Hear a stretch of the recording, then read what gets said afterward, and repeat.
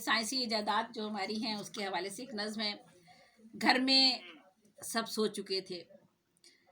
اس کا نام ہے نیٹ کی دنیا اور تنہائی۔ گھر میں سب سو چکے تھے، انور نے نیٹ آن کیا۔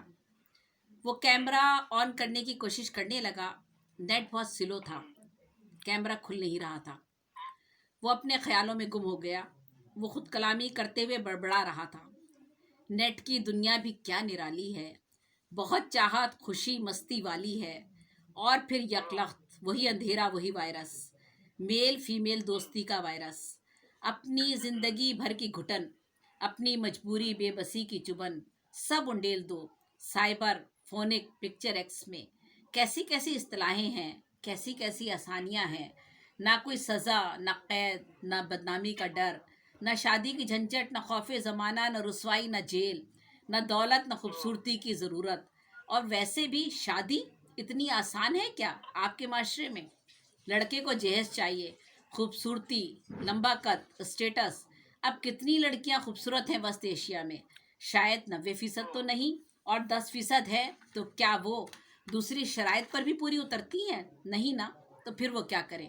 شادی نہ ہو تو پھر بیوائیں، مطلقہ، اپنے شوہروں سے غیر مطمئن عورتیں، یا گھروں میں تنہا رہنے والی شوہروں کے بغیر عورتیں، اور وہ جن کے شوہر ملک سے باہر روزگار پر ہیں، وہ سب عورتیں، حبس و گھٹن، بے چارگی، رات دن کے تانے تشنے، تنہائی، بے چینی، بے بسی، ضرورتیں ہی ضرورتیں۔ کس کو بتائیں وہ اپنے ذہن و دل کی حالت؟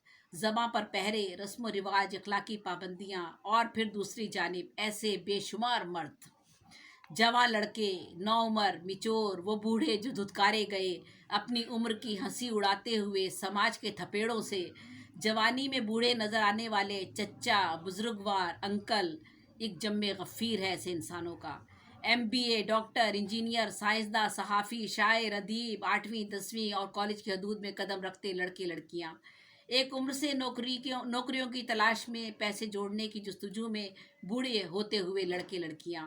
انور کی سوچ ہوا کی دوش پر پرواز کرتی چلی جا رہی تھی۔ وہ اپنے آپ سے مخاطب تھا، یہ سب آخر کیا کریں؟ ایک بڑا خاندان، 3-4 بہنوں کی شادی، چھوٹا سا گھر، کرائے کا گھر اور سفید پوشی کا بھرم، گھر کے اخراجات، باپ کی آمدن کہاں اتنی کہ بیٹیوں کی شادی کے لیے کچھ جمع کر سکے۔ اب یہ کام تو بھائیوں نے کرنا ہے، پہلے پڑھائی، پھر نوکری کی تلاش، سال پہ سال بیتتے جاتے ہیں، اور نوکری ہوئی تو بہنوں کی شادی، ان کے رشتوں کا انتظار، سال بہ سال گزرے۔ نیٹ فلمیں، دوست، گانے، ڈرامے، پوسٹر، رسائل، کیسٹ، موبائل، آئی پیڈ، اب تو زندگی نے بہت کچھ سکھا دیا ہے، ہر بات سمجھ میں آ گئی ہے۔ آمدن بڑھتی نہیں، مہنگائی بڑھ جاتی ہے، پیسہ جڑتا نہیں، بہنوں کی شادی ہو تو بھائیوں کی شادی کا کوئی سوچے، اور پھر وہ تو لڑکے ہیں، اماں ٹھیک ہی تو کہتی ہیں، باپ کا بازو، اور شادی لڑکوں کی کون سی جلدی ہے؟ 25 30 35 برس، اب تو عادت سی ہو گئی ہے، اپنے آپ کو سمجھا لینے کی کوئی نہ کوئی راستہ چاہیے، محفوظ راستہ۔ بہت گھٹن ہے، بیزاریت ہے زندگی سے، ایک ہی روٹین، سب کی ضرورت صرف پیسہ، کوئی نہیں سمجھتا، کوئی نہیں جانتا، کوئی کچھ نہیں کر سکتا، خود ہی سمجھنا ہوگا، کب تک خود سے لڑنا ہوگا؟ یہ زندگی، اس کی روح، جسم کے تقاضے، مجبوریاں، ذمہ داریاں، اور ایک نام نہاد اسلامی فلاحی جمہوری معاشرہ، زنا، قید، رسوائی، تنہائی، شرمندگی، بدنامی، چاہے عملاً کچھ بھی نہ ہو پر کوئی تو ہو جو محسوس کر سکے، دوست بن سکے، جسم کی زباں، فکر کی پرواز، روح کی پیاس محسوس کر سکے، جذبات کا لفظی تبادلہ خیال ہو، نفس کا بے لگام گھوڑا قابو میں نہیں، آخر کب تک بڑھتی عمر کو روکتے، نفس کو قید میں ڈالتے، نماز، روزے، اجتماع، مجالس، مذاکرے، تنہا ہوتے ہی، اندھیرا پھیلتے ہی، گھٹن کے بڑھتے ہیں سائے، اور سب کے سب وظائف بے مقصد ہو جاتے ہیں۔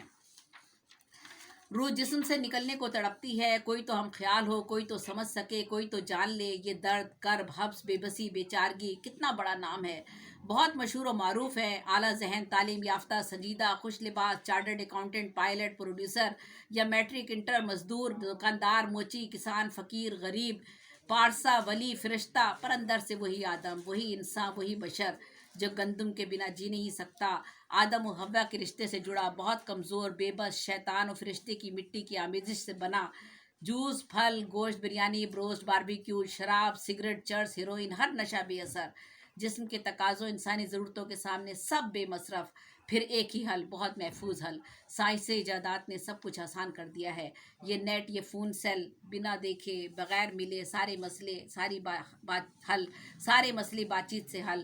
گھر بیٹھے، رات گئے یا کسی کیفے میں، جب سب محو خواب ہوں تو کوئی تو ہو جو تنہائی کا ساتھی ہو۔ ہاں بس یہی نیٹ، ایک عارضی تسلی ہے، خوبصورت سیراب، یہی نیٹ کی دنیا۔ انور جذبات کی رو سے نکلا تو پسینے سے شرابور تھا، پشیمانی اور شرمندگی۔ انٹرنیٹ کا کیمرہ اب آن ہو چکا تھا اور سامنے اسکرین پر وہ پھٹی پھٹی آنکھوں سے اپنی بہن غزالہ کو دیکھ رہا تھا۔